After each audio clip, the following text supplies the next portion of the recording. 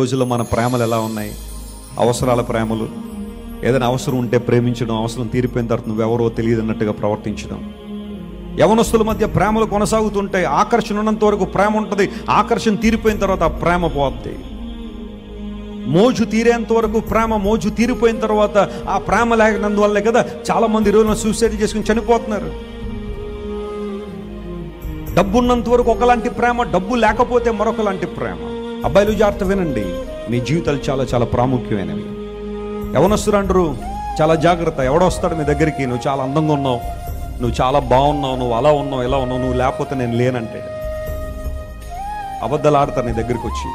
నీ దగ్గర ఏదో కావాలని అది పొందుకునేదాకా ఆ ప్రేమ ఉంటుంది. ఒక్కసారి అది పొందుకున్న తర్వాత నీ వైపు ముఖం తిప్పి కూడా చూడరు. Think about God's love. దేవుని ప్రేమ గురించి ఆలోచించే. ఆయన ప్రేమ స్వార్థం లేని ప్రేమ, నిన్నుగా ప్రేమించే ప్రేమ, నీ కొరకు ప్రాణం పెట్టిన ప్రేమ. హల్లెలూయా. నీ ప్రాణం తీసే ప్రేమ కాదు యేసయ్యది, నీ కొరకు ప్రాణం పెట్టిన ప్రేమ.